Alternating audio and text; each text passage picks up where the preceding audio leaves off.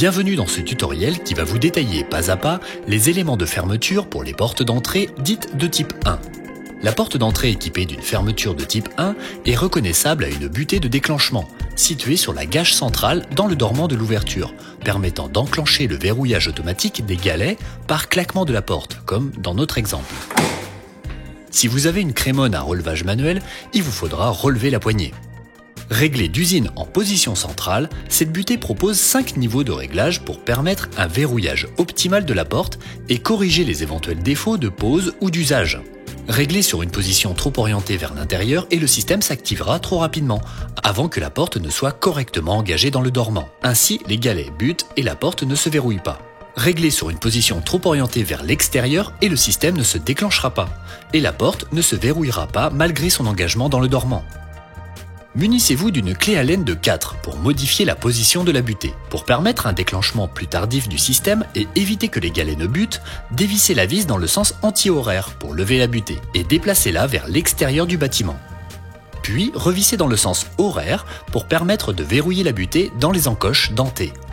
Au contraire, pour permettre un déclenchement plus rapide et s'assurer que le système se verrouille sans avoir à forcer sur la poignée, dévissez la clé Allen dans le sens anti-horaire, puis déplacez la butée vers l'intérieur du bâtiment. Puis revissez dans le sens horaire pour permettre de verrouiller la butée dans les encoches dentées. Assurez-vous d'un déclenchement optimal en manipulant la porte plusieurs fois de suite et réitérez les opérations précédentes si nécessaire.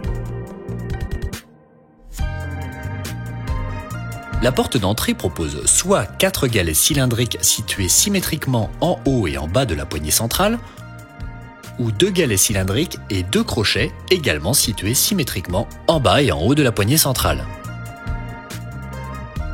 Réglée d'usine, votre porte ne doit pas présenter de trop forte résistance à l'ouverture lors de l'usage de la poignée. Si ce n'est pas le cas, il est fort probable que les galets et ou les crochets présentent trop de frottement dans les éléments de verrouillage. A l'inverse, votre porte peut présenter une fermeture un peu lâche contre le dormant et doit être plus compressée lors de son verrouillage.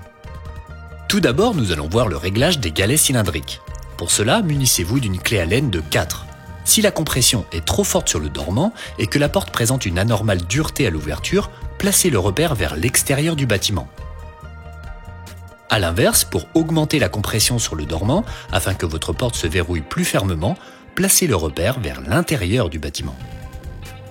Traitez tous les galets à l'identique pour un réglage optimal. Ensuite, pour les modèles de portes équipés de crochets, le réglage se fait au niveau du dormant. Toujours en utilisant une clé Allen de 4, vissez ou dévissez de façon à ce que l'encoche se déplace vers l'intérieur du bâtiment pour un réglage moins comprimant.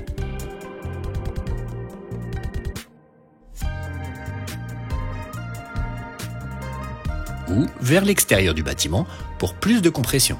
La vis du haut et celle du bas ont un sens opposé de rotation pour un même déplacement latéral de l'encoche. Cela est tout à fait normal. Comme tout à l'heure, après avoir effectué les réglages, prenez bien le soin de manipuler la porte plusieurs fois de suite et réitérez les opérations précédentes si nécessaire.